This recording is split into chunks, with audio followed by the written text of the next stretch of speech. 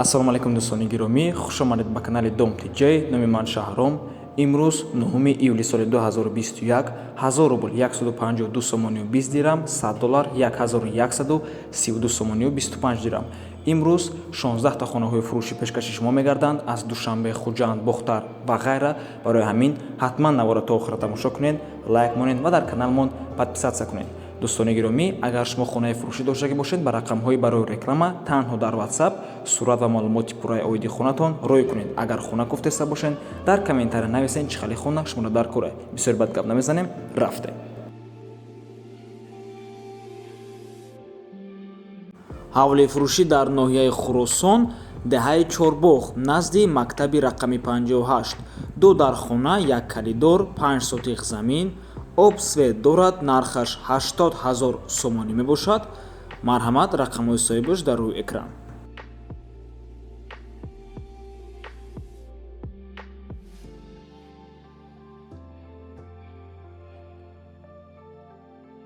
ҳавли фурӯшӣ дар ноҳияи Рӯдакӣ, 3 дар хона, 3 сотиқ замин, калидор, ванна, кухня, туалет, ҳамаш ҳастай, ҳуҷҷатҳошам 100%.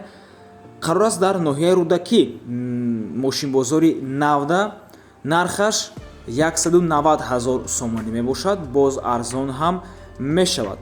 рақамҳои соҳибаш дар рӯи экране, WhatsApp дорам.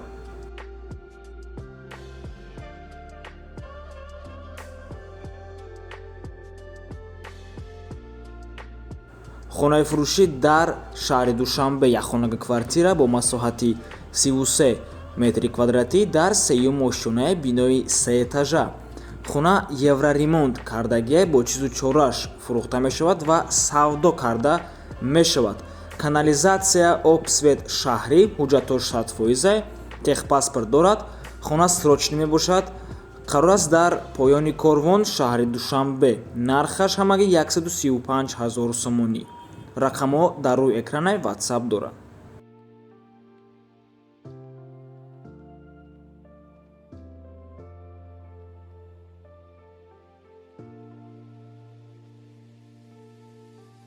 хонаи фурӯшӣ дар шаҳри Хуҷанд, духонага квартира бо масоҳати 32 метри квадратӣ дар чорум ошёнаи бинои советӣ.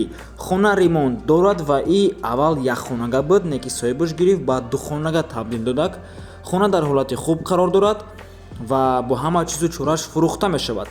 нархаш 172 000 сомонӣ, боз арзон ҳам мешавад ва қарор аст дар 32 микрорайон, шаҳри Хуҷанд.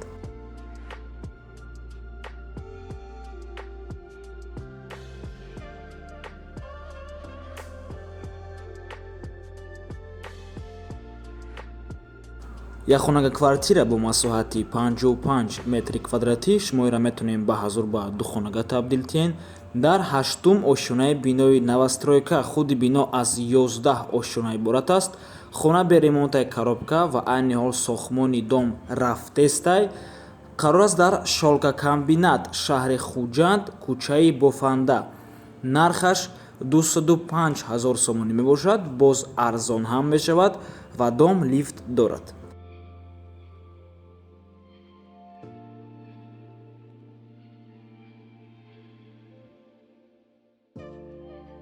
хонаи фурӯшӣ дар шаҳри Душанбе, якхонага квартира бо масоҳати 28 метри квадратӣ дар якум ошёнаи бинои советӣ.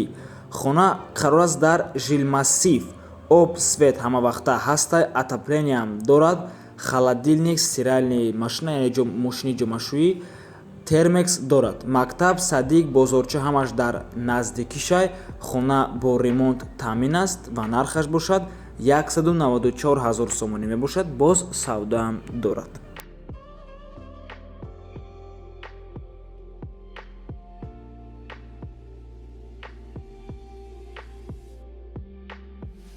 хонаи фурӯшӣ дар шаҳри Бохтар, пештара Қурғунтепа, сехонага квартира бо масоҳати 45 метри квадратӣ дар чорум ошёнаи бинои советӣ. хона ремонт дорад ва срочно фурӯхта мешавад бо нархи 200 000 сомонӣ, боз арзон ҳам мешавад.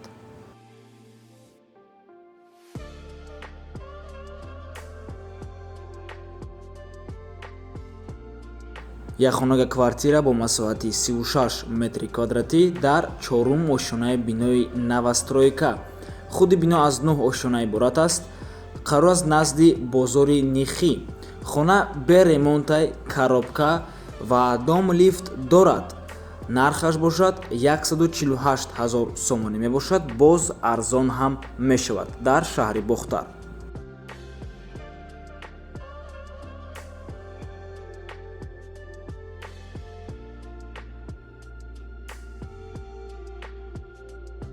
хонаи фурӯшӣ дар шаҳри Душанбе духонага квартира бо масоҳати 50 метри квадратӣ дар 4-ум ошонаи бинои новостройка.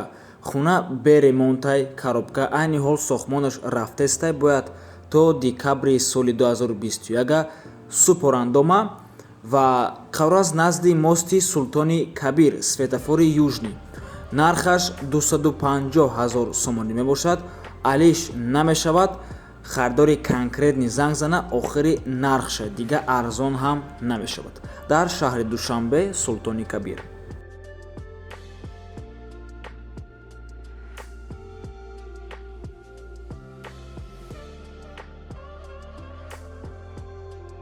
از ارتبوس زمین خواهش کردن مرحمت. کسی که نداند ارتبوس در شهر حصار داخل می شود. 6 سوتیق زمین، битонои ду дархона, газхона, калидор, подвал рехтагиай. нархаш 60 000 сомонӣ мебошад. боз арзон ҳам мешавад ва алишам мешавад. соҳибаш илтимос мекунад ки беҳуда занг назанед.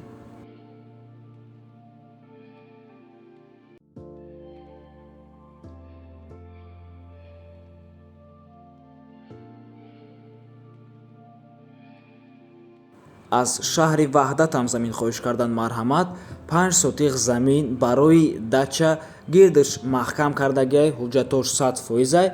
наздикии дарёи Ромидай, ай дарвозаи Ромид то дачара 6 километр мебошад дар маҳаллаи Кахлон. нархаш 100 000 сомонӣ.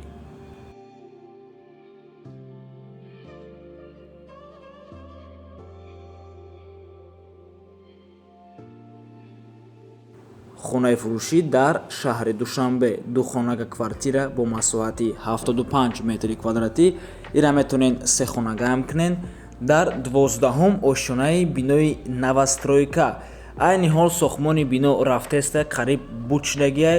бино худаш аз 15 ошона иборат мебошад. хона бе ремонтай, коробка ва қарор аст дар 46-ум микрорайон, ҳами лаби дарёи Душанбинка, ҷош ҷои беҳтаринай. нархаш 350 000 сомонӣ мебошад дӯстони азиз. ва ҳами лаби дарёи Душанбинка да як чандта новостройка сохтестанд. ҷошон беҳад хубай. агар махқултон боша метавонем аз ҳамин территория чандта хонаи дига ҳам пешниҳод кунем.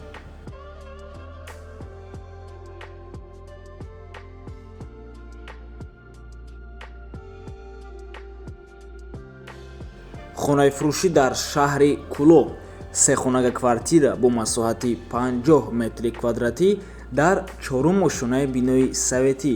хона ремонт дорад. 10-ум микрорайонда қарор аст доми 20 бо ҳамаи шароитҳои зист фурӯхта мешавад. нархаш 170 000 сомонӣ. боз арзон ҳам мешавад. қарор аст дар Шоҳин, шаҳри Кӯлоб.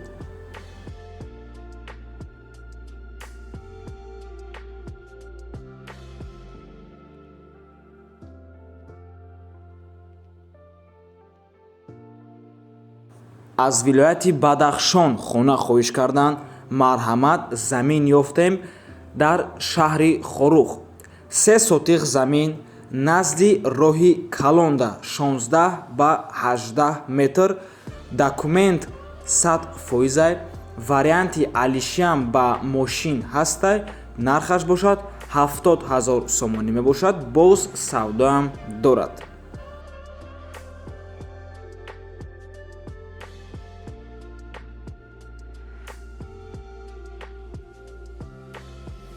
ва дӯстони азиз, тобистонай ҳаво беҳад гармай. барои ҳамин гуфтем як дача пешниҳодтон кунем, дачае ки аренда мегиранд ку барои дамгирӣ. Ина марҳамат дуэтажа дача 5 дар хона дорад, 5 комната яъне, ва қариб 16 сотиқ замин, бассейни 12/4 дорад. Оби бассейн 3 бор дар як ҳафта тоза карда мешавад. Футболное поле дорад, 3 тапчан назди дарёда ва ҳама чизои лозимӣ барои афқодпазиам дорад. нархаш 1500 сомонӣ мебошад дӯстони азиз барои якрӯза дамгирӣ.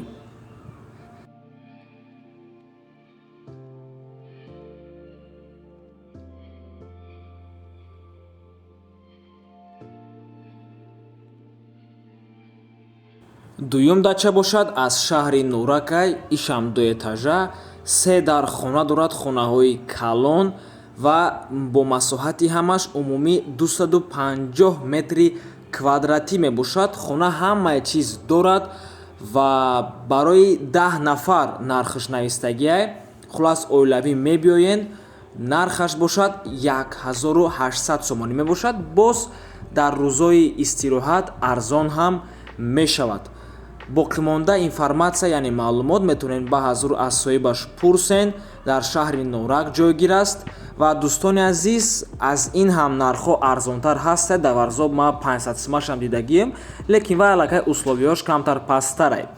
ва ин буд охирон хонаҳо дар имрӯзанавормон. раҳмати калон дӯстони азиз ки моро то охира тамошо карден. то боздид барори кор шумода ягон пешниҳод бошад ҳатман дар канал дар комментария нависед.